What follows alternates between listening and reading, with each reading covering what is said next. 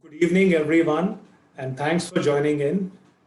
On behalf of Jagran New Media, I welcome you all to this very special session on the New Education Policy 2020, Transforming India's Education System.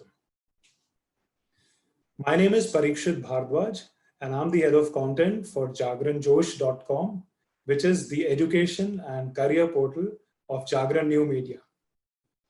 The new education policy is an important development for the education ecosystem and has been a long awaited reform. This is still a policy and will be presented in the parliament before it becomes a law. Nonetheless, there have been initial reactions from all quarters, but our objective in organizing this dialogue is to have a more informed discussion now that all of us have had the time to go through the policy in detail. We will, of course, keep the session conversational and discuss the issues in a very informal environment and also keep this session bilingual. We are privileged to be joined by an expert group of panelists from the education and policy space.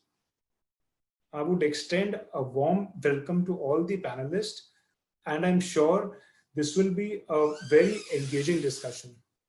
I'll quickly introduce them to you, and then we can start the discussion. Our first panelist is Dr. Abhay Kumar, who is an assistant professor at the Central Institute of Educational Technology, NCR. Welcome, Dr. Kumar.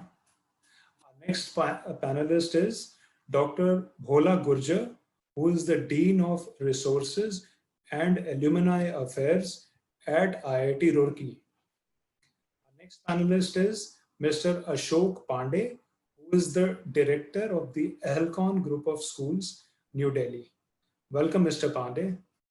Then we have Dr. Kumar Ashutosh, who is the faculty in charge at the Department of Tourism, College of Vocational Studies, Delhi University. We also have Dr. Pankaj Arora, who is a professor at CIE, Delhi University. Welcome, Dr. Arora. And last but not the least, we have Mr. Samarth Pathak, who is the Communication Officer for South Asia at UNODC. With an esteemed panel like this, I'm sure it's going to be a very engaging discussion. I would want to ask, what, in your opinion, is the most significant feature of the new policy? We can start with. Yes, thank you, Mr. Parikshit Bhardwaj.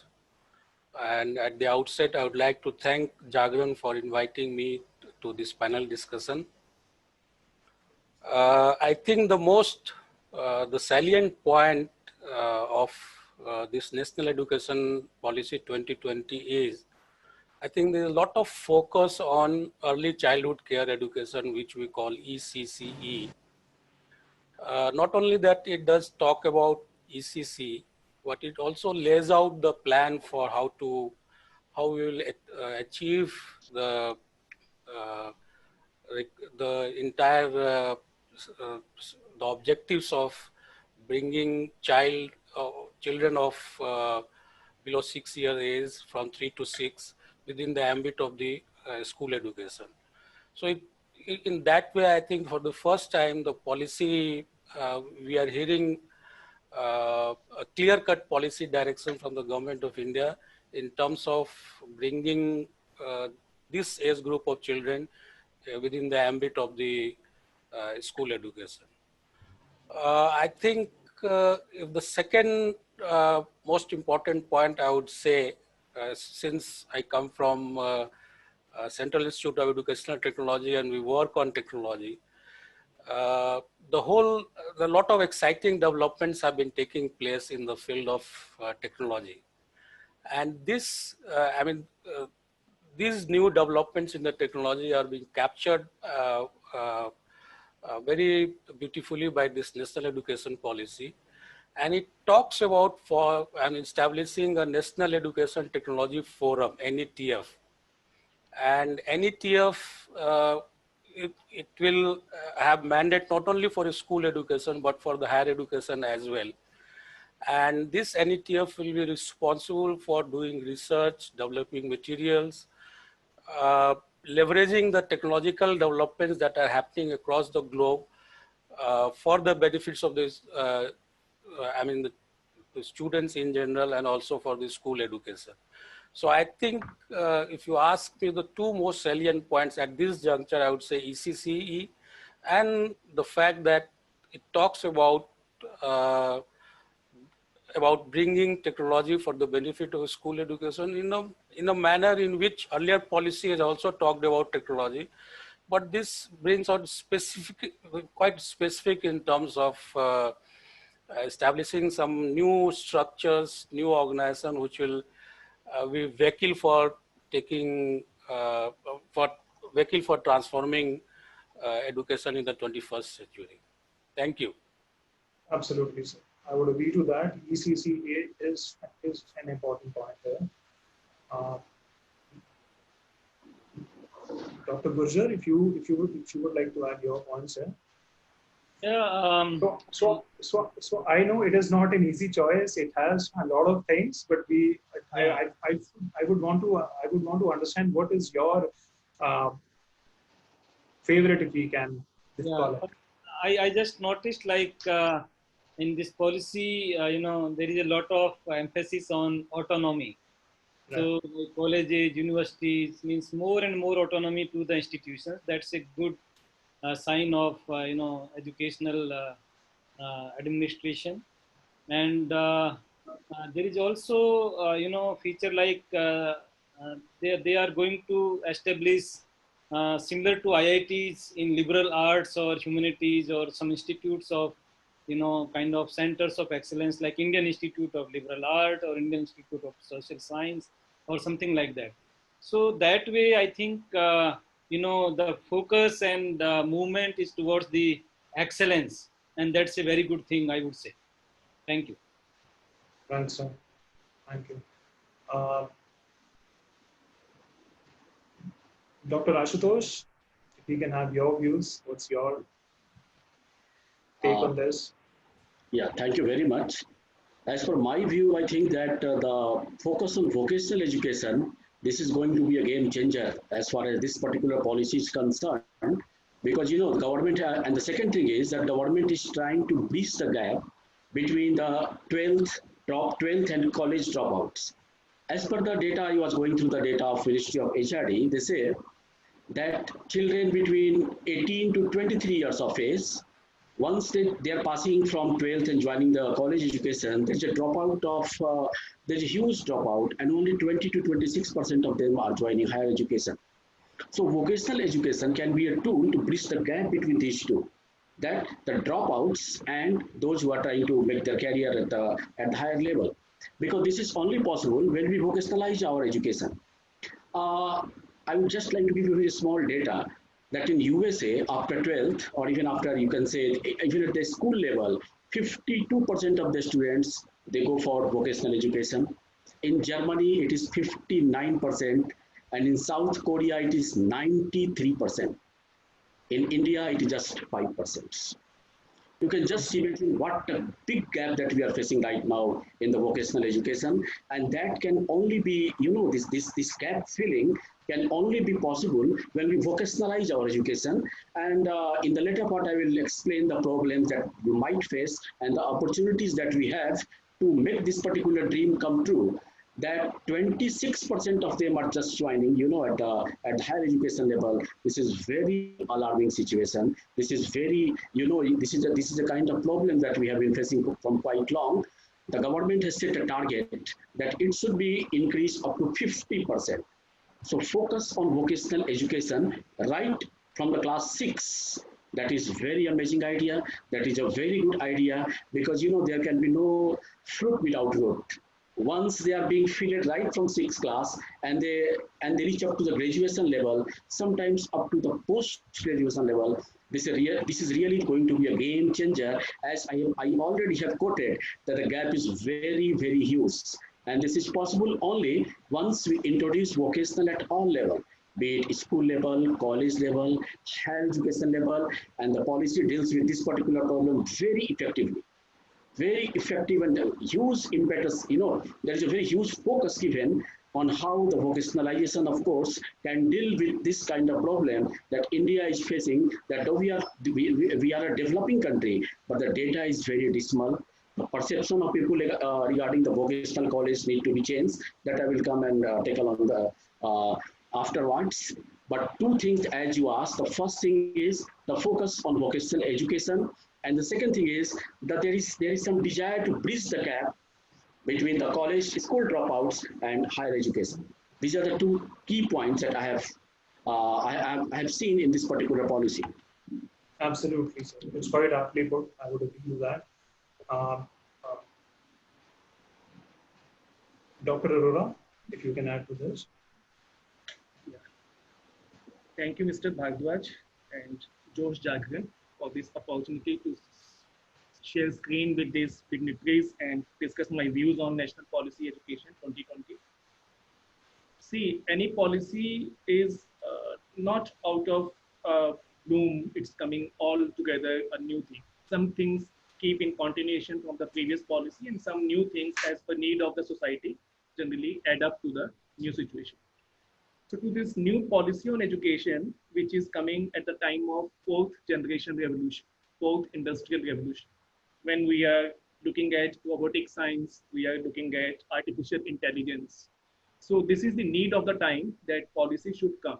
In one of my write-up recently, I said better too late than never. देर से आए लेकिन दुरुस्त आए, क्योंकि 34 साल पुरानी policy के दम पे हम अपनी नेशनल एजुकेशन को कहाँ तक लेके जा सकते थे, जबकि इन 34 सालों में हमारे दो इंडस्ट्रियल रेवोल्यूशन शेप लिए। तो दो जनरेशन या दो इंडस्ट्रियल रेवोल्यूशंस को देखते हुए 21वीं सदी की पॉलिसी है, ये एक बड़ा महत्वपूर्ण कदम है, बहुत साहसिक कदम है। इसमें जो की फीचर्स हैं जो मैं फर्स्ट राउंड में आपको डिस्कस करना चाहता हूँ, of course I will come back for second round. जैसे डॉक्टर गुज्जर ने कहा कि एटोनॉमी को हम कई तरीके से समझते हैं, एटोनॉमी से लोग डर भी रहे हैं। There is a fear behind the concept of autonomy that government is going to privatise institutions and financial support may be withdrawn from institutions of public institutions.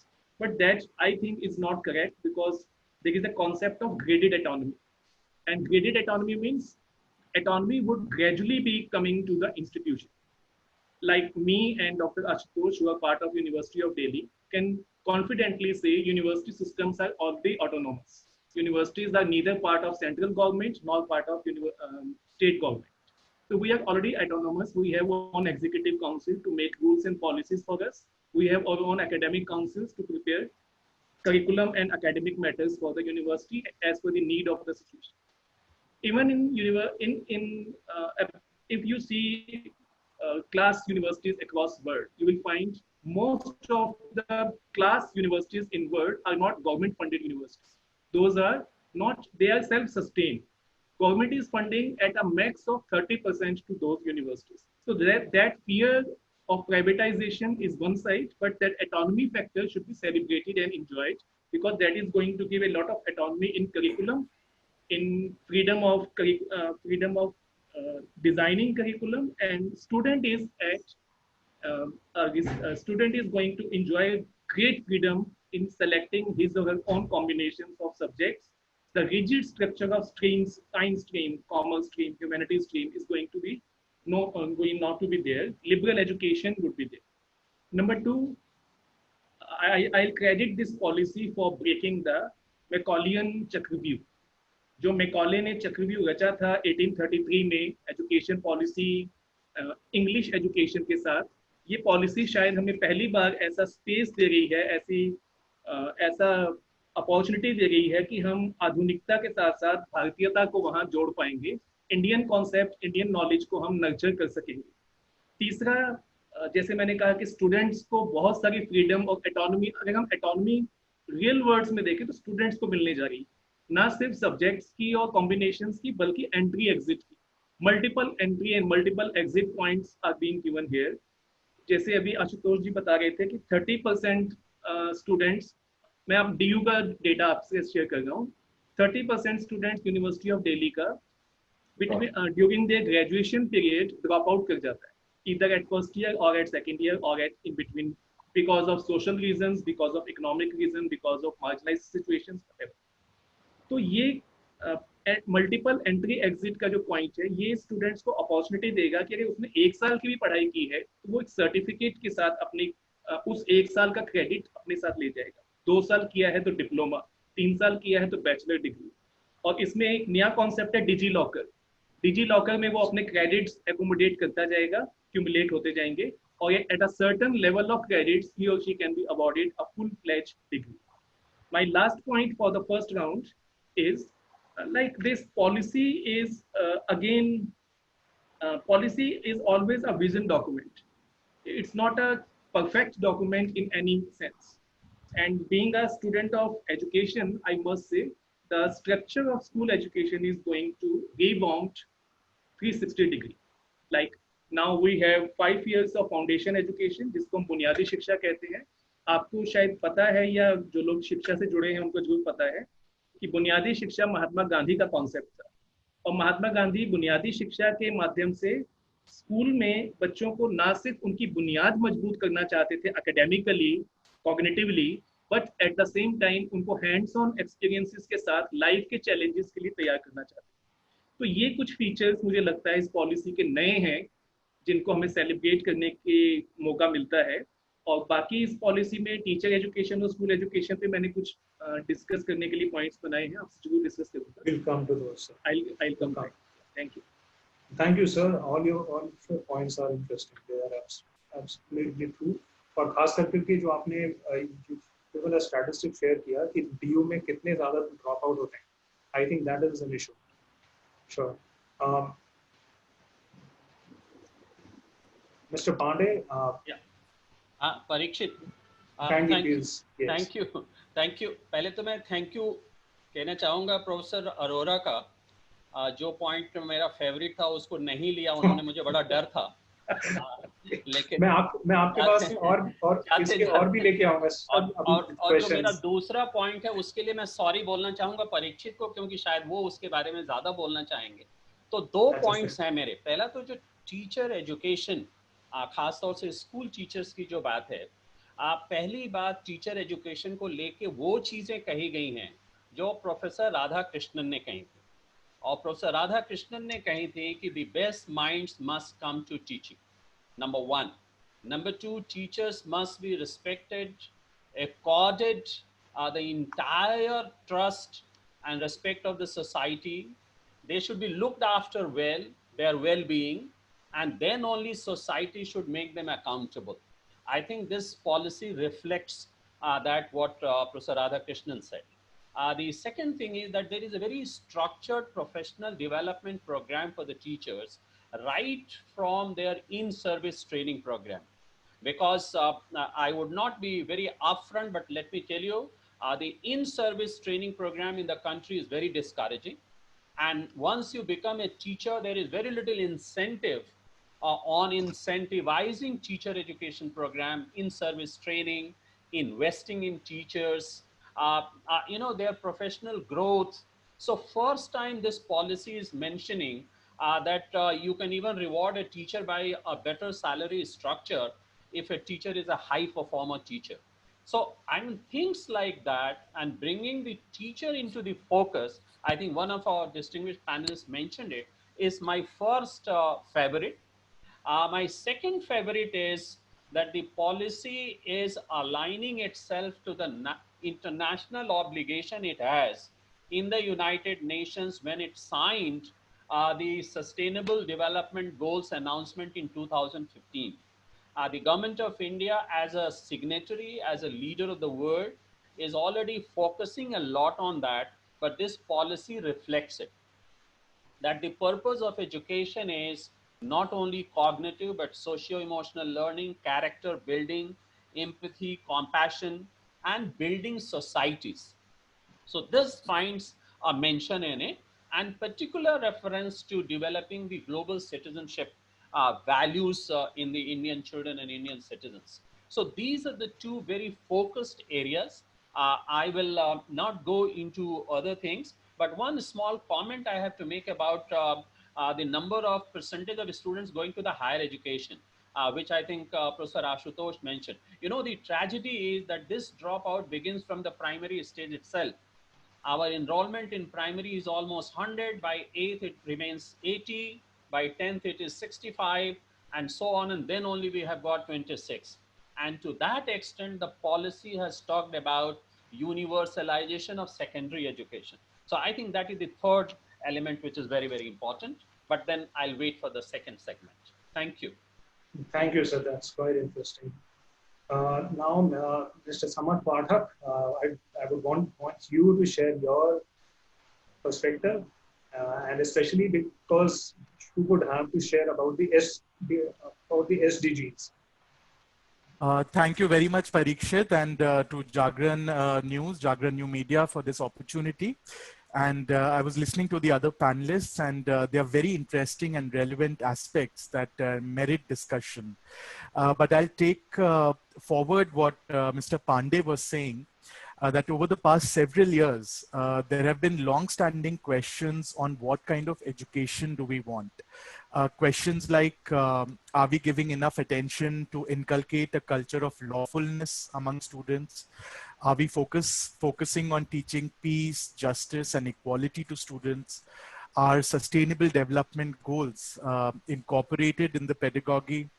Are youth being trained to learn and use their skills to promote peace, to address social problems, etc.? And is education of today producing people of character, of wisdom, and producing a peaceful young generation of empowered citizens? This policy, the National Education Policy 2020, responds to some of these concerns and questions. From UNODC's perspective, the key aspects of the NPE 2020 are the reiteration and strong emphasis on values-based education and the sustainable development goals. There is a clear focus on gender equality, on inclusion, on diversity. For example, the policy states very clearly that it aims at producing engaged, productive, and contributing citizens for building an equitable, inclusive, and plural society as envisaged by our Constitution. It also talks about ethics and human and constitutional values like empathy, respect for others, democratic spirit, spirit of service, pluralism, and justice. The document also states that the vision of the policy is to develop in students knowledge, skills, values, and dispositions that support responsible commitment to human rights, to sustainable development and living, and global well-being, all of which basically reflect a true global citizens. There is also an emphasis in the policy on nurturing creativity and critical thinking among students to encourage decision-making and innovation in the social space. I think these are very important aspects which are also closely aligned with UNODC's Global Education for Justice initiative, which also supports the implementation of the 2015 Doha Declaration. And at UNODC, we are committed to promoting three things, especially through this initiative. One is to actively engage with youth and educators at the primary, secondary, and tertiary levels on peace, justice, the sustainable development goals, and social issues through interactive, values-based, and activity-based learning. Two, working with educators as well as students to co-create solutions. And three, nurturing responsible online and offline behaviors that promote the rule of law, SDGs, and gender equality. So I will conclude by saying that UNODC stands committed to support the Government of India and the Ministry of Education in strengthening and implementing education for peace, education for justice, all of which are envisaged in the National Education Policy 2020. And we extend our strong support to the Ministry of Education and the education fraternity, as well as corporates and funders and other partners, and look forward to working collectively on these very important aspects. Thank you, Samarth. Thank you, everyone. This was an interesting start to this discussion. And going ahead, I think in the interest of time, I'll be taking some questions, and I'll be coming to the individual panelists. We won't be able to cover all the panelists and all the questions, but I'll try my best to come to all of you. My first question after this was about, we have spoken about this in the introductory comments, but what I wanted to understand that how will the new 5+3+3+4 curricular structure change the existing school system? What are its larger implications? And I'd like Mr. Pandey to answer this because he represents the school ecosystem. So I'd like to have his views on this. Absolutely. I think this is very important, and that is, in fact, Dr. Abhay Kumar already alluded to it. I want to add to that. Right now our schooling is of two structures. One is 1 to class 12, and another is in private schools and some of the government schools. In some states, you have got 2 more years before class 1. So our schooling at the moment is 14 years. But this policy says that no, it has to be 15 years. Thereby including the 3 years to 6 years old children in plus class 1 and 2 as the foundation years. So that is where it becomes 5 years. But the essence of the significance of this is that in this country under 6 years, we have got more than 200 million children. So you just imagine mainstreaming those children in the formal education system is a huge step. And that is why most of us, and Dr. Abhay Kumar mentioned that this is one of the key features of this policy. And therefore, what is challenging at this stage is that we will have to have a new paradigm of early child care in this country. And for that, you need infrastructure, you need teacher development, you need training, you need curriculum. And that is why it is going to be one of, if it is a salient feature, it is equally going to be the most challenging aspect of it. But other than that, there is no change. The remaining class 1 and 2 remain, 3, 4, 5 as another 3 years chunk remains, 6, 7, 8 as 3 years chunk remains, and 9 to 12 also remains as another chunk. But having said that, I'll quickly add, Parikshit, but the curriculum, the pedagogy, the assessment, and inclusion of skill development, all those things will change. But in terms of years, as your question was, I just explained that 3 additional years are going to be very, very crucial. Right, Mr. Pandey. Dr. Arora, would you want to contribute here on what are your views on how this will have an implication on the existing school structure? Yeah, this 5+3+3+4 a new system of school education is surely going to bring a change in the life of children below 6 years. Even like Dr. Pandey was mentioning, our right to education grant right to education to the children between 6 and 14 years. And the policy has expanded the area of compulsory education from 3 years to 18 years to 15 years of school education. So this is a landmark achievement of this policy, that a long pending grievance against this right to education, which left out children below 6 years. The policy is about to take care of them, first thing. Secondly, with this new system, as I mentioned earlier, the structure, the emphasis would be on strengthening the personality, strengthening the comprehensiveness of learners' individuality, not rote learning based assessment, which is IQ based. Now there is a change, there is a shift from IQ based assessment to EQ based assessment, which is comprehensive and personality based assessment. Now this policy is saying there won't be a report card, but there would be a progress card. So progress of student would gradually be measured and shared with the parents, and thus the emotional quotient will become focus of personality of an individual rather than only memory, rote memory, which was there earlier. Right, sir. मेरा अगला question जो है sir, that there I want to talk about one. I'll say this has been it's been a matter of debate जब से ये policy आई है, और वो ये कि जो the of teaching up to at least grade 5 in the mother tongue or the regional tongue. This is being seen, you know, as a controversial move, if I can call it that. और उसमें जबकि यहाँ भी हमें देखना चाहिए कि अगर हम ये पूरी 65 पेज की जो डॉक्यूमेंट है उसमें जो यहाँ पे हिंदी वर्ड एक ही बार यूज हुआ है, वो एग्जाम्पल के तौर पे आ रहा है. तो इस पे what are your views? I would like to come to Dr. Ashutosh and also take his views on this.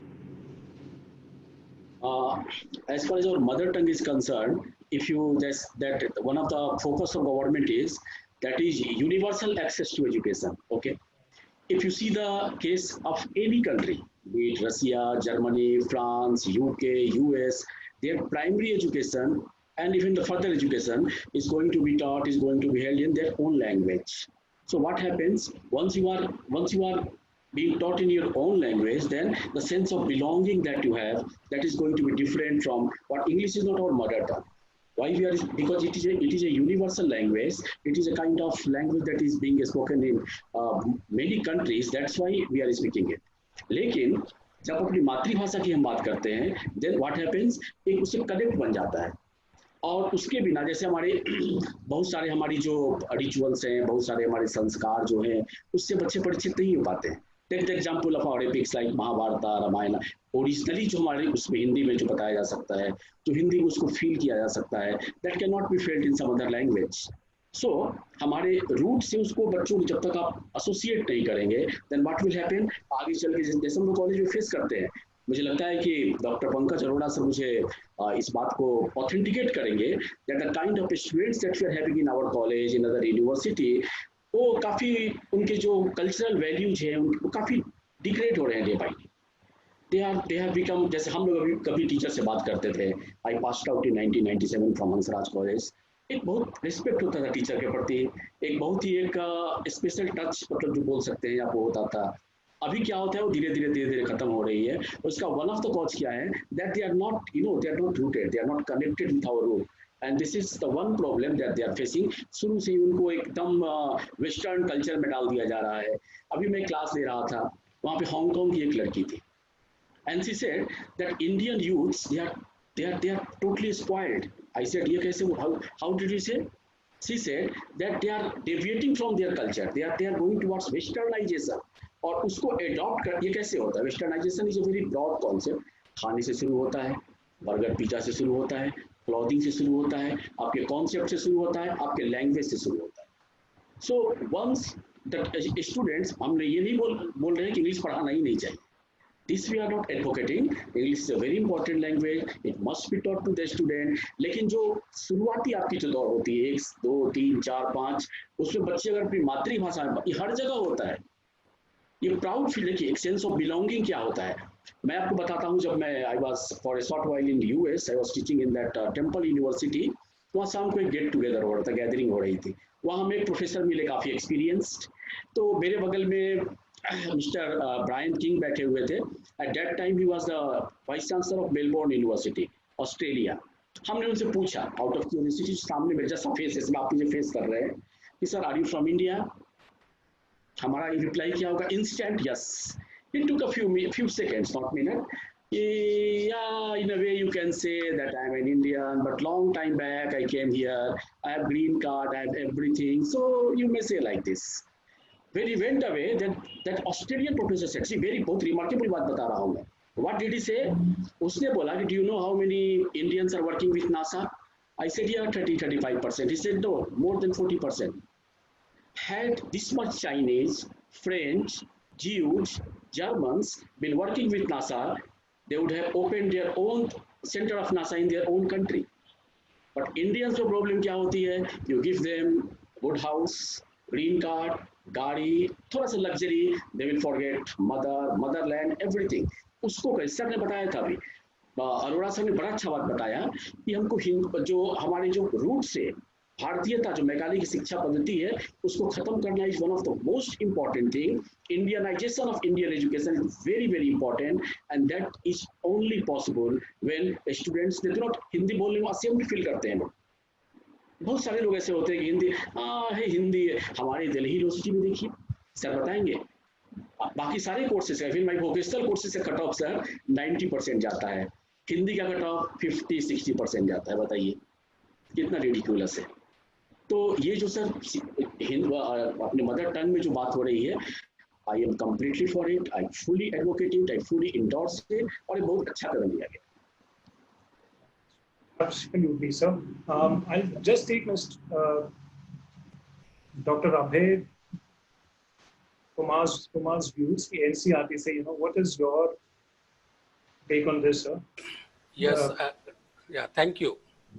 I think as far as this three-language formula is concerned, it has been talked about.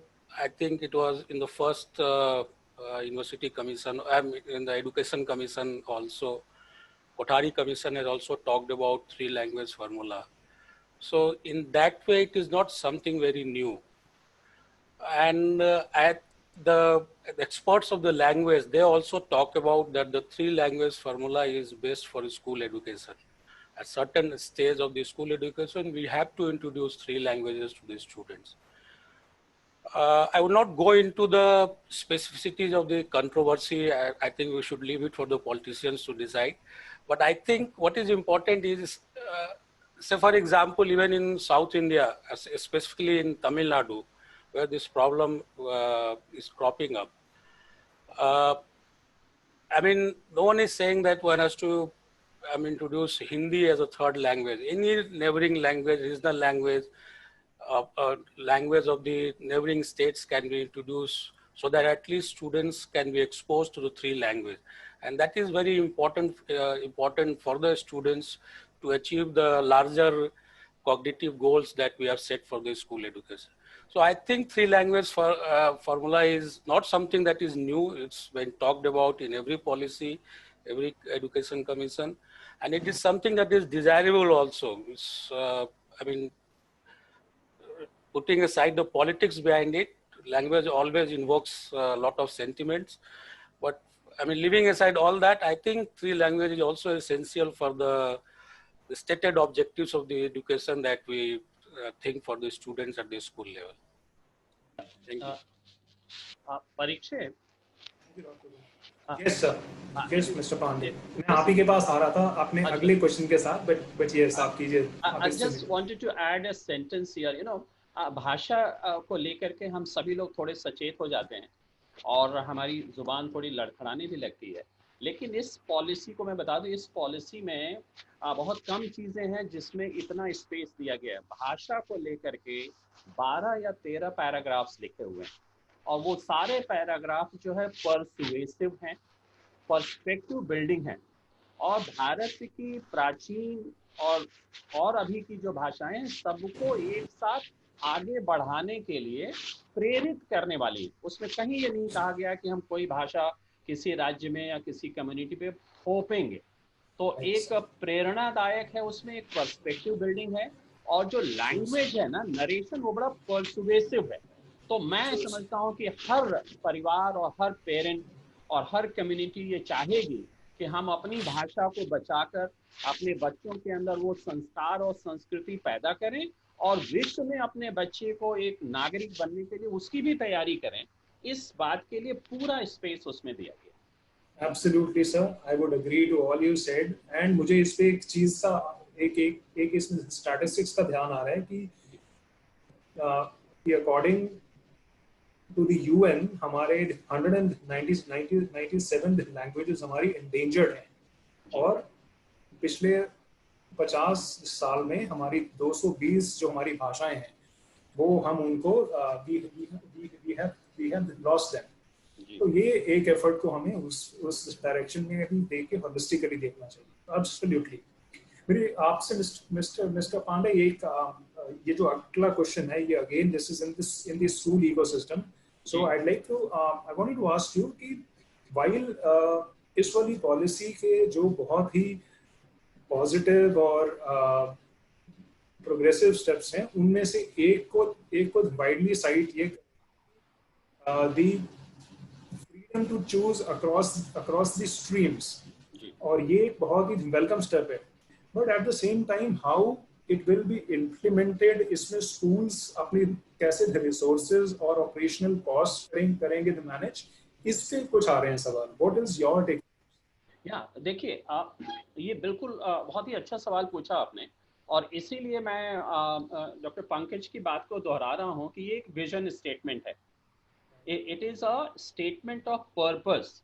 तो हमने education को repurpose तो कर दिया, उससे फिर से उसका एक उद्देश्य बना दिया, लेकिन उसके ऑपरेशनल इश्यूज बहुत सारे आएंगे। लेकिन ऑपरेशनल इश्यूज जब आते हैं तो कुछ लोग उससे बिल्कुल घबरा करके आसान the path of least resistance ले लेते हैं, और कुछ लोग उसको हेड ऑन ले करके उसमें कुछ आगे बढ़ने की कोशिश करते हैं। तो इसलिए पॉलिसी में इसका उल्लेख होना तो बहुत ही आवश्यक था। This is number 1।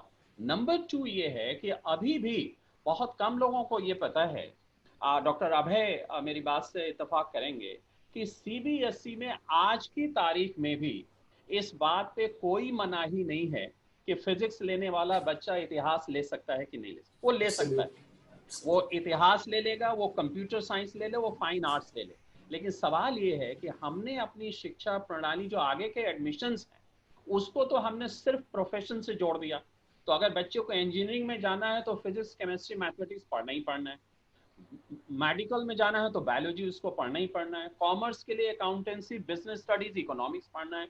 तो मेरे ख्याल में अब जो अगली बात होगी और जो डिस्कशन होगा वो स्कूल से कॉलेज के इंटीग्रेशन में होगा, और जो रियल टेस्ट ऑफ कॉलेजेस होगा कि जो आज वो मल्टी डिसिप्लिनैरिटी को सेलिब्रेट कर रहे हैं, वो मल्टी डिसिप्लिन से जब स्कूल से बच्चे आएंगे उनको वो कैसे वेलकम करेंगे, ये एक चुनौती होगी। और इसके लिए हमें अभी से अपनी बहस को छेड़ लेना चाहिए, क्योंकि हमने हमेशा ये देखा है सीबीएसई नए चीजें लेके आती हैं, उसका फॉरवर्ड इंटीग्रेशन नहीं होता है। स्कूल के आज की तारीख में 10 ऐसे सब्जेक्ट हैं जो कि दिल्ली विश्वविद्यालय ही उनको नॉन एकेडमिक सब्जेक्ट मानता है। अब बताइए, ये सारी विडंबनाएं हैं जिनको दूर करना आवश्यक होगा। लेकिन आपके प्रश्न के उत्तर में मैं सिर्फ इतना ही कहूँगा कि ये बहुत ही अच्छा स्टेप है। ऑपरेशनल इश्यूज आएंगे, लेकिन लोगों को नज करना पड़ेगा, परसुएट करना पड़ेगा, और बच्चों को इस नई जो उपलब्धि से हम वंचित नहीं कर सकते। Absolutely sir, thanks a lot. मैं यहाँ पर कुछ बोलूं? हाँ जी सर, बोलिए प्लीज सर। मैं जो मिस्टर पांडे जो बोल रहे थे उसी बात को आगे बढ़ाते हुए, इनफैक्ट जो नेशनल करिकुलम फ्रेमवर्क 2005 में एक परिकल्पना भी की गई थी कि ये जो डिसिप्लिनरी बाउंड्री है हमारे स्कूल एजुकेशन के लेवल पर भी, उस बाउंड्री को भी हमें धीरे धीरे तोड़ना चाहिए। और जैसा कि मिस्टर पांडे बात कर रहे थे कि किस तरीके से मतलब कोई इंग्लिश पढ़ने वाला बच्चा क्यों नहीं फिजिक्स भी पढ़ सकता है, या फिर इस तरीके का जो हम लोग ने डिफरेंट डिसिप्लिन बाउंड्री अपने बच्चों के सामने रख दी है, उससे हमें बाहर निकलना पड़ेगा। और ये पॉलिसी जो नई नेशनल एजुकेशन पॉलिसी है, ये मेरे ख्याल से उस चीज़ को बहुत फोरफ्रंट में रखती है कि नहीं, ये हम इंटरडिसिप्लिनरिटी की बात स्कूल एजुकेशन से ही वो इस चीज़ की वो बात कर रहे हैं। लेकिन इसके साथ साथ यह भी जुड़ा हुआ है कि स्कूल एजुकेशन और हायर एजुकेशन ये बहुत क्लोजली लिंक्ड है। स्कूल एजुकेशन और हायर एजुकेशन को हम सेपरेटली नहीं देख सकते हैं कि स्कूल अच्छा तभी होता है जब टीचर अच्छे होते हैं, और एक टीचर अच्छा तभी होगा जब कॉलेज और यूनिवर्सिटी अच्छे होंगे। तो दोनों के बीच में वो गहरा संबंध है। तो हायर एजुकेशन में भी हमें इंटरडिसिप्लिनरिटी लानी होगी, और उसकी भी बात इस पॉलिसी में कही गई है। जब तक हायर एजुकेशन में हम इंटरडिसिप्लिनरिटी नहीं लाएंगे, स्कूल एजुकेशन में भी इंटरडिसिप्लिनरिटी को लाना थोड़ा मुश्किल होगा। लेकिन ये अच्छी बात है कि हमारा ये जो पॉलिसी डॉक्यूमेंट है ये स्कूल लेवल पर भी इंटरडिसिप्लिनरिटी की बात करता है, और सिर्फ इंटरडिसिप्लिनरिटी की ही बात नहीं करता है, ये कई दूसरे किस्म के जो जैसे आर्ट इंटीग्रेशन की बात है, स्पोर्ट्स इंटीग्रेशन की बात है, कि हम ये जो सो कॉल्ड करिकुलर एरियाज हैं उसको हम, वो जो बाउंड्रीज है करिकुलम की, उसको हम बाहर निकल के उसको हम स्पोर्ट्स के साथ इंटीग्रेट कैसे कर सकते हैं, आर्ट के साथ कैसे इंटीग्रेट कर सकते हैं, और इन तमाम चीज़ों को किस तरीके से हम कॉम्पिटेंसी बेस्ड बना सकते हैं, और फाइनली ये कॉम्पिटेंसी बेस्ड लर्निंग को हम कैसे एसेस कर सकते हैं, which is dependent upon I mean learning out, जिसको हम लर्निंग आउटकम बेस्ड असेसमेंट करते हैं। तो ये some of this things are very important for the school education. Thank you very much. Absolutely, sir. Thank you. Sir, I would now like to ask Dr. Gurjar, sir, ये जो हमारा अभी तक we were talking about mostly school का ecosystem, but if we talk about the higher education space, now we have this move जहाँ पे एक umbrella regulator की बात हो रही है कि उसके क्या प्रोज एंड कॉन्स हैं, और जो हमने जो हमारे अंडर ग्रेजुएट कोर्सेज को 4 साल का फिर से कर डिजाइन किया है, जो इसमें सर आपके इनपुट्स? एक्चुअली रेगुलेटर एक होते हुए भी देयर आर डिफरेंट एजेंसीज जो अलग अलग काम करेंगी। ये चीज़ें कई बार डिबेट में आती नहीं है, और आई थिंक लोग मिसगाइड हो जाते हैं कि इसको सेंट्रलाइज्ड किया जा रहा है, इस पे उस तरह की चीज़ नहीं है। रेदर ऑटोनॉमी की तरफ ज़्यादा है इस पॉलिसी में बातें, और I really appreciate that.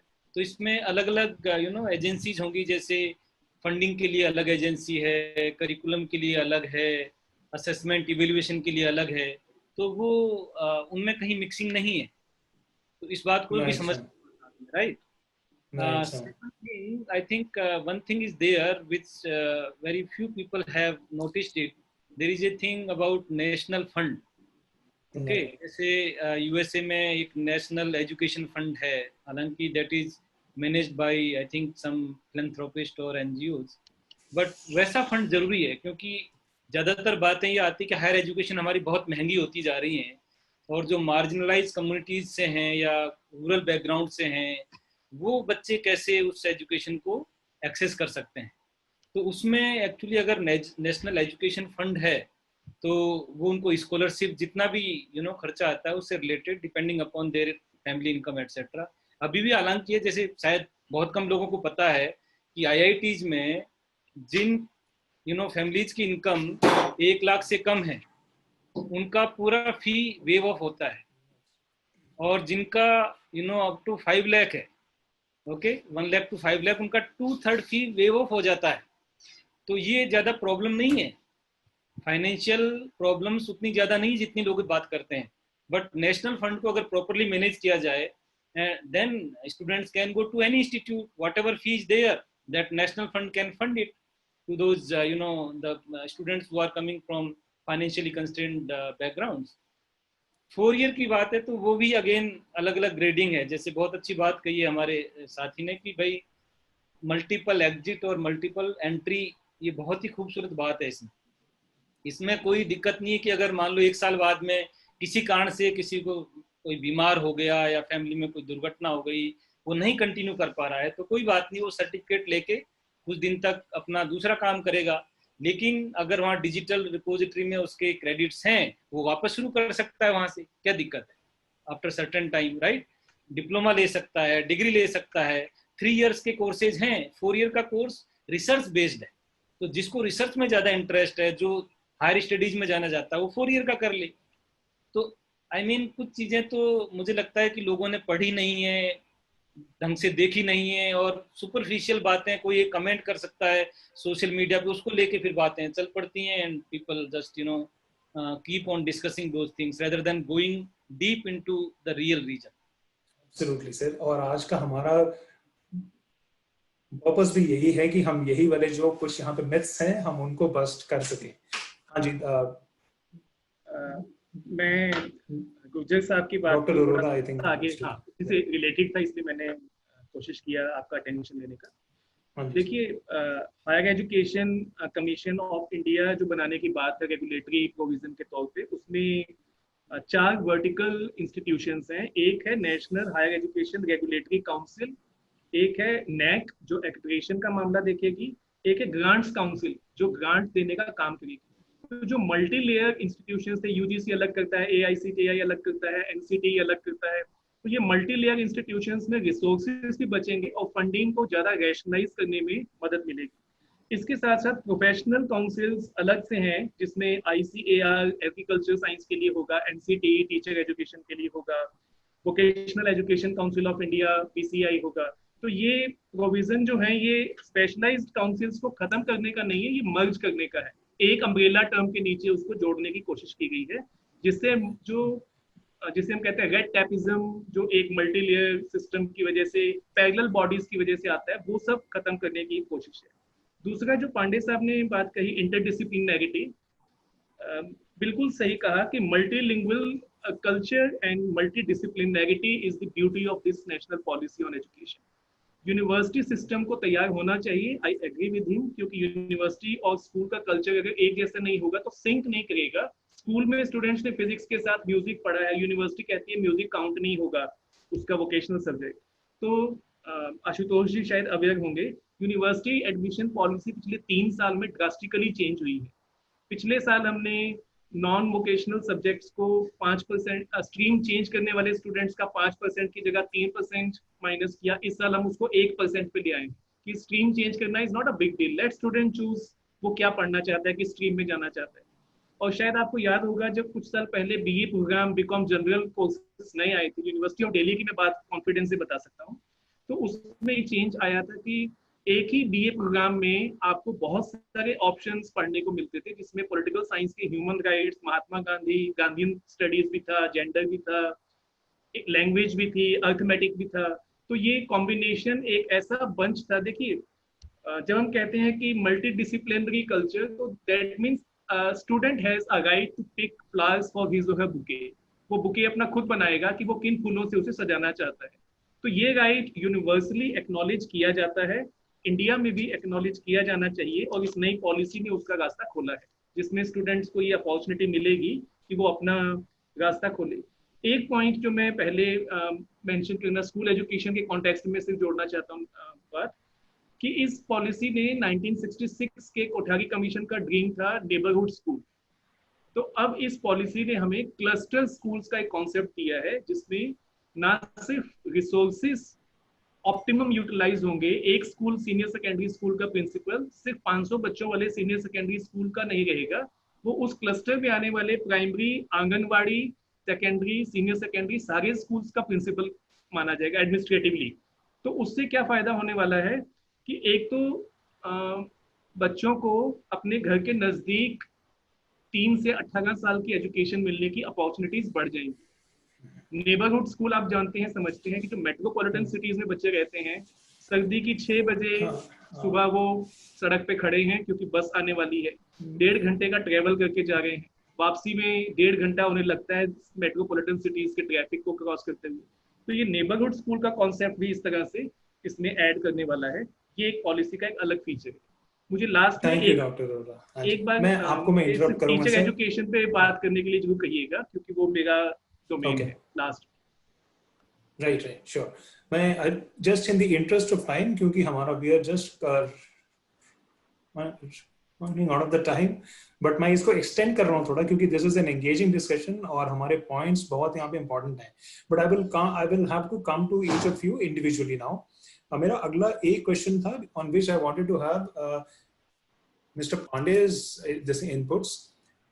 First की जो ये जो पॉलिसी से आपको क्या लगता है सर कि हमारी टीचर्स का भी एक टेस्ट है, क्योंकि वो एक ये it's a completely new holistic system, और हमारे जो टीचर्स हैं उनकी भी ट्रेनिंग और education, if we were to say, it has been in our traditional system जो कि रोट लर्निंग कहते हैं। आपको लगता है कि इसके लिए टीचर्स के लिए भी एक टेस्ट होगा? जी हाँ, आप शायद ये मेरा अंतिम अवसर है, इसलिए दो बातें मैं जल्दी से कहूँगा, और टीचर एजुकेशन के बारे में डॉक्टर अरोड़ा कुछ कहेंगे, मुझे पूरा विश्वास है। लेकिन ये जो आप कह रहे हैं ना, आप टीचर्स को एक अपने आप को रीडिफाइन करना पड़ेगा। और आप देखिए, एक बड़ी विडंबना की बात है, ये बार बार मैं कहना नहीं चाहता हूँ, ये नीतिगत बात हो रही है। हमारे बीएड के कॉलेजेस में अच्छा टीचर बनाने के सपने दिखाए जाते हैं, और वहां भी उनको 5 इंपॉर्टेंट क्वेश्चन बताए जाते हैं कि ये पढ़ लीजिए तो आप बीएड की तैयारी हो जाएगी बीएड की। तो हमें टीचर डेवलपमेंट की जो तैयारी है वो अलग से करनी पड़ेगी नए टीचर्स के लिए। एग्जिस्टिंग टीचर्स के लिए री इन सर्विस ट्रेनिंग प्रोग्राम को रीफर्बिश करना पड़ेगा, और टीचर्स के अंदर एक ये जज्बा पैदा करना होगा परीक्षित कि हमें मैनेजमेंट के तरफ से मौका मिले तो हम जरूर अपने को डेवलप करें, खुद भी कुछ मौके ढूंढें, और अपने आप में अगर थोड़ा बहुत इन्वेस्ट भी करने की जरूरत पड़े तो उसमें संकोच ना करें, क्योंकि स्वयं में किया हुआ इन्वेस्टमेंट अपने लिए तो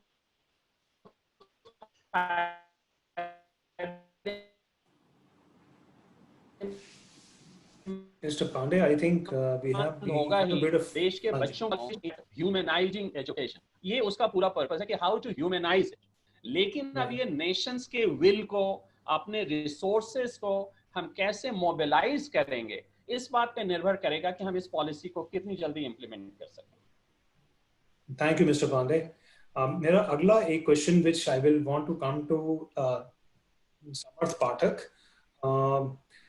जो हमारा डिजिटल डिवाइड को लेके इंडिया में काफी डिबेट है कि हैव्स और हैव नॉट्स, इस वाले इशू को ये पॉलिसी कितने हद तक जैसे एड्रेस करती है? आपके क्या व्यूज हैं इसमें? Samarth, I think you'll have to unmute yourself. Parikshit, thank you. I mean, because digital divides is a very critical issue, and हमने COVID-19 में देखा है कि कितना मतलब gap है between some students who have access, even educators for that matter, internet को लेके, digital mediums को लेके, and I think NEP की जब हम बात करते हैं, I think the key to success of all NEP, मतलब जो भी उसमें लिखा है, जो भी चीजें, the key lies in its implementation, चाहे वो डिजिटल डिवाइड्स हो, चाहे कोई भी और चीज हो, and specifically the involvement and execution by the educators और टीचर्स इन द क्लासरूम। तो बहुत सारी चीजें हैं डिजिटल डिवाइड्स को लेके, but I mean my emphasis would be कि हमें ज्यादा से ज्यादा ट्राई करना चाहिए कि ये सारी चीजें मुहैया हों पहले। All students should have access to digital platforms, and I think it is our collective responsibility to ensure that. COVID-19 का जो एक बहुत बड़ा learning रहा है वो ये है that our response should not leave anyone behind. It should leave no one behind. No child should not have education because they don't have access to technology or access to internet or anything. So digital divides is a very important issue, and NEP में है इसके बारे में, there are a lot of things that are mentioned, but I think the success would lie in its implementation and execution at the grassroots. And this includes students with limited or no internet access, educational institutions with limited resources, educators with different capacities. Educators also need to be trained on how to use digital mediums. Gender and disability divides. I will give you an example. We have been working with some low-income group students, and one very common problem that has come is कि घर में एक phone है तो वो boy को मिलेगा या गर्ल को मिलेगा. So there are a lot of gender divides also within the digital space. तो इन सब चीजों पे हमें I think to start implementing, executing, and actually planning to bridge digital divides, and let's see how these things pan out.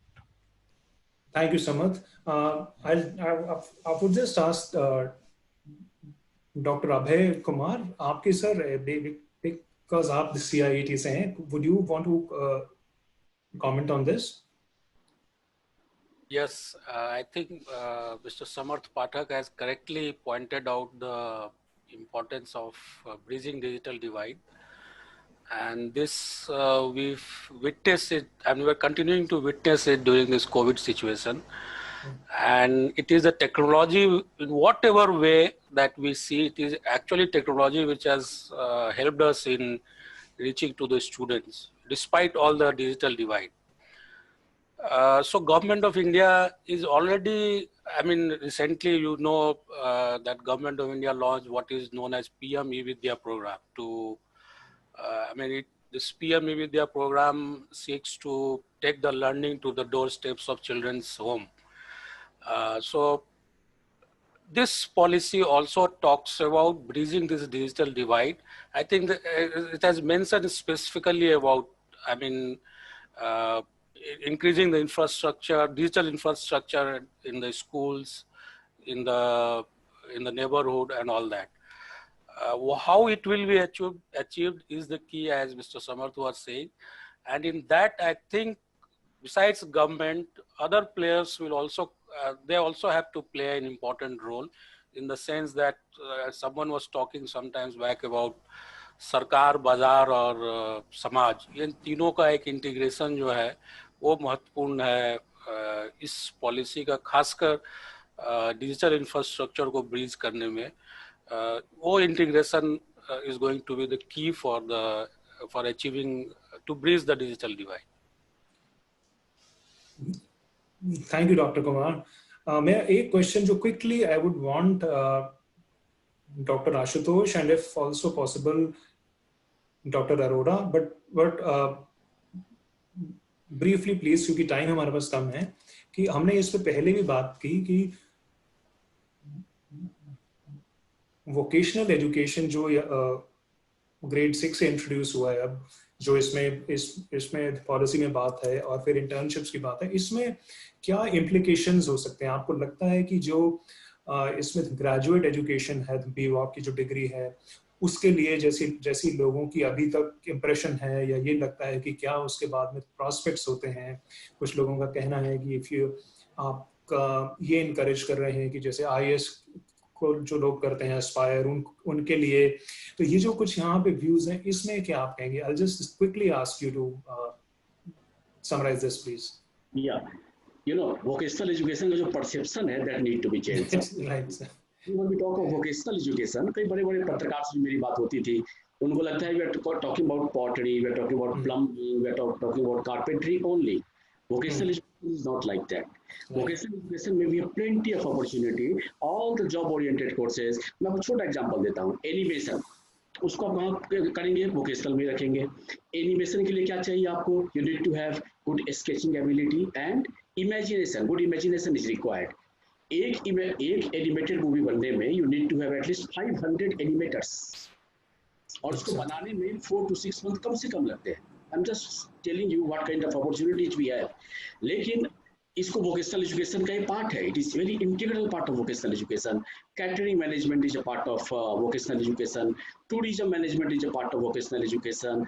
Accounting, जैसे कि आप बात करते हैं किसी कॉमर्स का, Shri Ram college of commerce top most college है यहाँ का, वहाँ पे भी अगर वोकेशनल एजुकेशन को इंट्रोड्यूस किया जाता है, then how you can become the account assistant, how you can do something, एक साल का सर्टिफिकेट कोर्स, 6 month का certificate course can be introduced.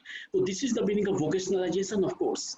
तो बच्चे अगर 6 से ही उसके, मैंने आपको डेटा दिया था कि how such kind of education is introduce right at the starting level. हमारे यहाँ वैसा नहीं था. अभी से बच्चे अपने आप, जैसे क्या होता है जर्मनी में 6 to 9 तक बच्चों को हैंड वर्क करने के लिए बोला जाता है, like is making pottery, making poster, is doing all such, उससे क्रिएटिविटी बढ़ती है. He can further on he can opt science, arts, commerce, whatever it is. But लेकिन इससे क्या होता है, बच्चों की जो हिडन टैलेंट होती है, बच्चों की जो इमेजिनेशन होती है, that can also be, you know, that can further be encouraged. तो वोकेशनलाइजेशन का सबसे पहला मतलब जो मैं अभी सारे अपने दर्शकों को कम से कम बताना चाहता हूँ कि प्लम्बिंग, कारपेंटरिंग, इसको ना लें. दो तरह के कोर्स है, एक हैंड्स ऑन कोर्स होते हैं जो हैंड्स ऑन एक्सपीरियंस आप सीख जाते हैं, और दूसरा क्या होता है इसका आप स्कूल ज्वाइन करना पड़ता है. तो what we are talking about, we are not talking about the hands on experience वाला course, we are talking about the courses for which you need to join the institution like us. तो vocationalisation जो इसमें मैं बात कर रहा था, plenty of opportunities are there, plenty of courses are there, and plenty of jobs are there. The only thing is that we need to identify the right vocational course. That is very important. और इसके लिए government ने vocational institute के एक integration council बना दिया है, how to integrate all those vocational courses. अब एट पार्ट ट्रीट हो ही रहा है, जो सर बता रहे थे पांडे सर कि वहाँ से बच्चे पढ़ के आते, बहुत सही उन्होंने बात बताई. हमारे यहाँ एडमिशन ही नहीं मिलता, बच्चे सॉफ्ट किया, अब क्या करें, लेकिन अब एट पार्ट हो गया. So all such kind of anomalies जो थे वो धीरे धीरे दूर हो रहे हैं. एंड वोकेशनल कोर्सेज में जो career, I can ensure you, because our college CVS India का नहीं, एशिया का ओल्डेस्ट कॉलेज है जहाँ पे ऐसे कोर्सेज चल रहे हैं, like tourism management for example, being offered since 1972 at degree level.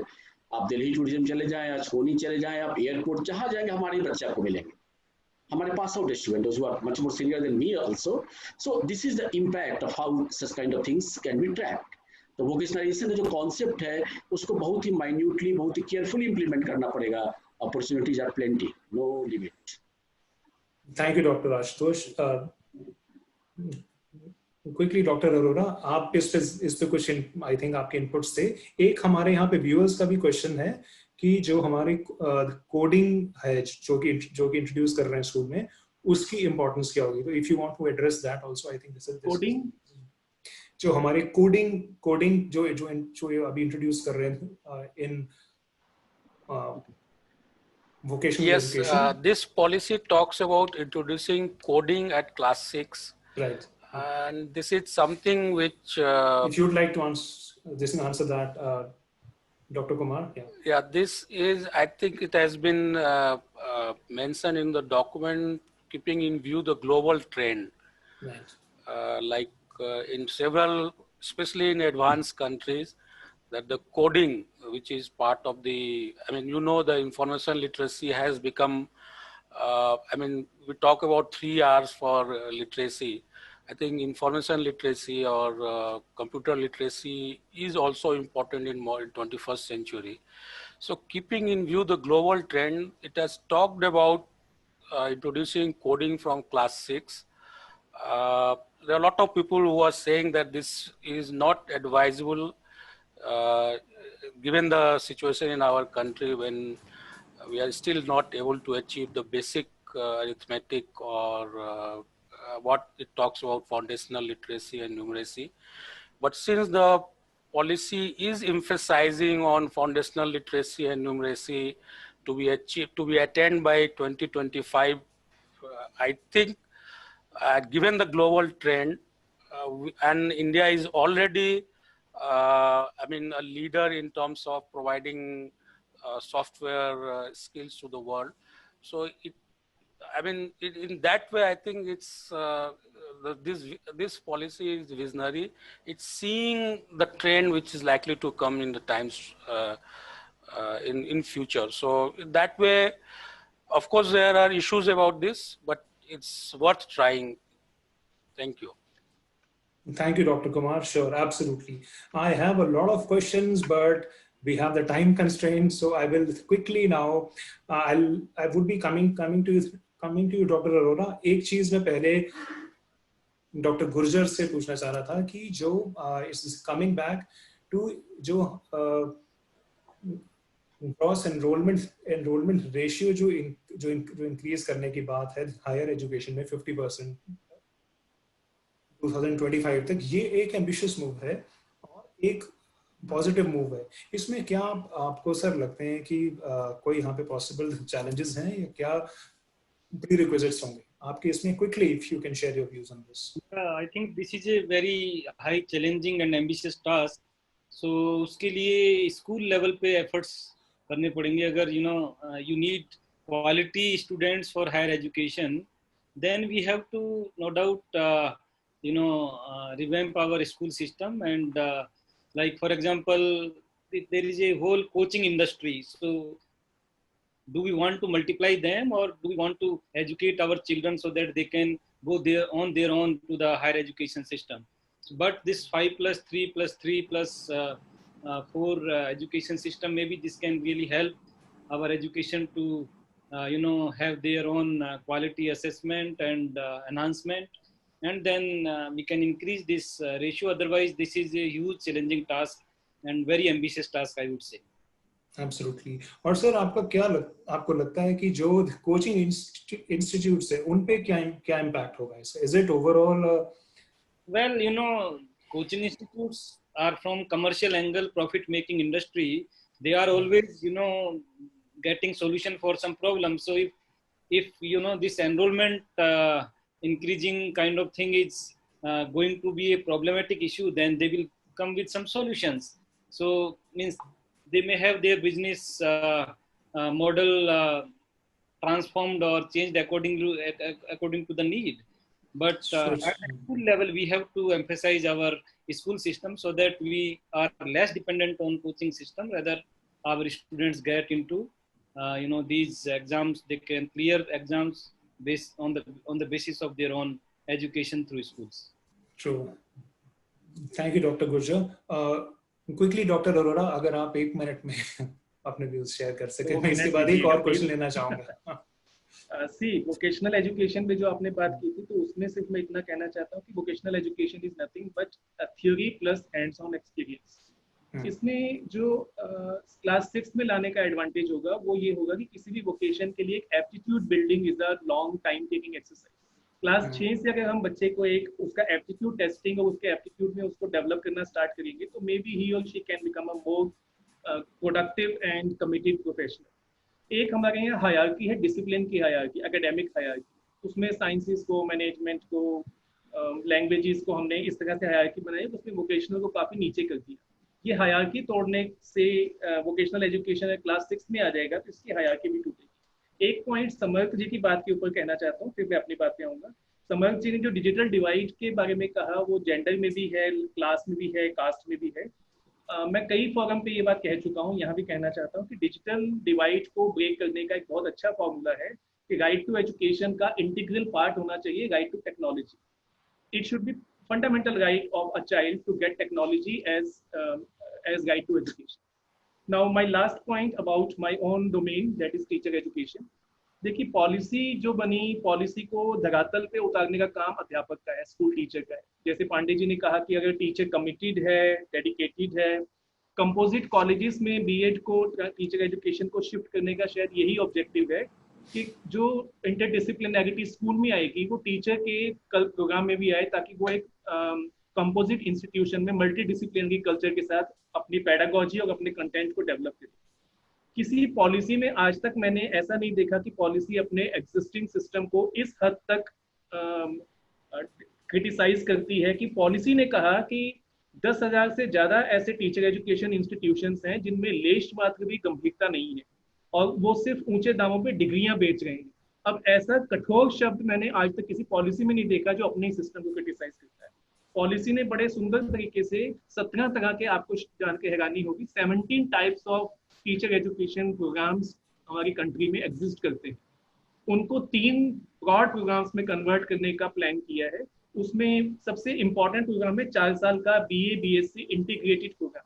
Integrated programme का एडवांटेज ये होगा कि क्लास 12 के बाद जो बच्चा एक प्रोफेशन की तरफ, जैसे इंजीनियरिंग में जाना चाहता है, मेडिकल में जाना चाहता है, लॉ में जाना चाहता है, ऐसे एजुकेशन में आना चाहेगा, तो जो 4 साल का इंटीग्रेटेड प्रोग्राम होगा उसमें उसकी पेडागोजी और कंटेंट को जिस तरह नर्चर किया जाएगा, जो एक्सपेक्टेशंस पांडे जी की थी कि वहाँ कमिटमेंट, डेडिकेशन, कुछ स्टूडेंट अपनी टेक्नोलॉजी, डिजिटल डिवाइड को कंट्रोल करने का मैकेनिज्म, तो इससे टीचर एजुकेशन में इसी से वो रास्ता खुलता है जिससे टीचर एजुकेशन एक क्वालिटी टीचर एजुकेशन की तरफ मूव करेगा.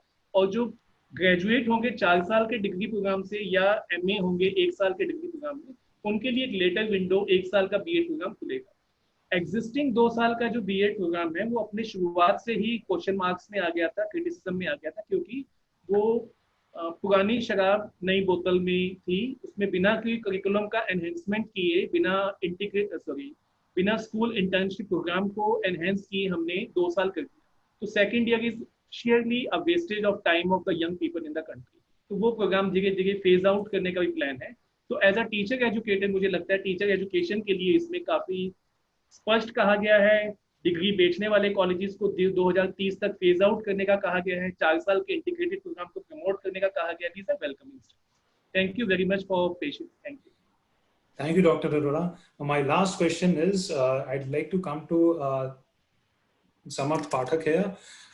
Samarth, आपके क्या इनपुट्स हैं कि NEP जो क्वालिटी एजुकेशन का प्रॉमिस है उसको अचीव करने में जो SDG 4 गोल है ऑफ द 2030 एजेंडा, ये कहां तक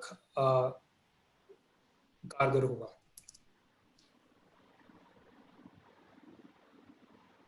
Samarth, I think you would have to unmute. Yeah. Right, Parikshit. So I believe that with NEP 2020, the time has come for educators, policymakers, young people, the students themselves, and other partners to collectively work towards rebuilding the post-COVID-19 phase.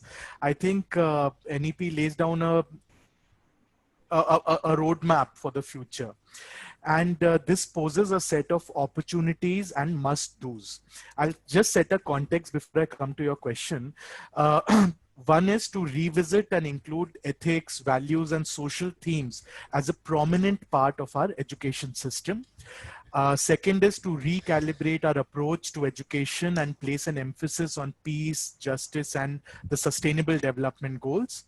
3, to create solutions-focused platforms that strengthen collaborations between government, UNODC, UN, NCERT, educators, students, and other players in the ecosystem. 4, to recognize and leverage the creativity and innovation that policymakers, educators, young people, and experts have shown, during this time of crisis to ensure education continues. And 5, to enable and create channels and mediums through which online and offline education can be provided for everyone. We must strive to leave no one behind, and I think this is a great learning from this crisis. Now, these are all essential aspects of education which support the sustainable development goals. Not just SDG 4, which of course is, at the core of it all, quality education, but it also looks at SDG 5, gender equality, SDG 10, reduced inequalities in the form of, addressing digital divides, or SDG 16, which is on peace, justice, and strong institutions. And in that scenario, the national education policy is a very welcome and encouraging step forward as it addresses all these goals, the SDG, the SDG framework. So the intent is there. We now need to work together to realize this vision and intent and to focus on its execution and implementation on the ground, as I said earlier. I think this is a unique opportunity for the country to form a multi-stakeholder alliance and partnerships on the national education policy to strengthen education and basically to reimagine education. And in this journey, UNODC looks forward to working with the Ministry of Education and interested partners to make this a success. Thank you, Samarth. Aptly summarized.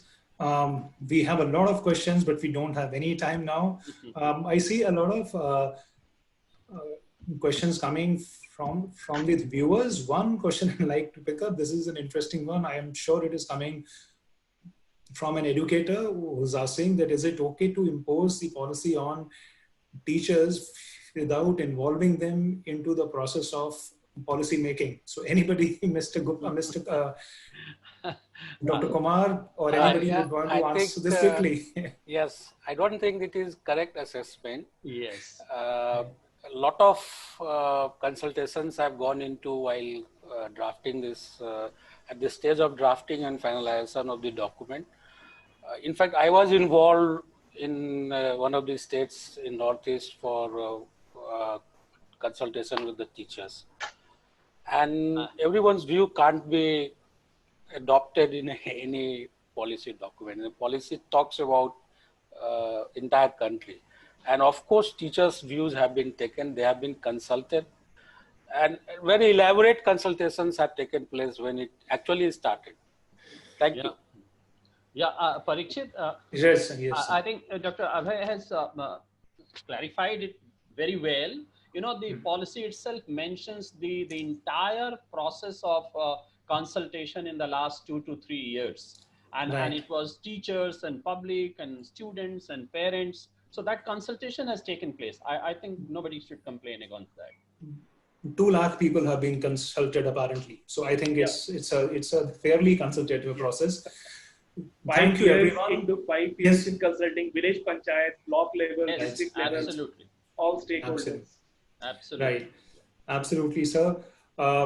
Thank you everyone. I have a lot of more questions. I wish I had more time, but we'll again have another discussion in which we can have more views.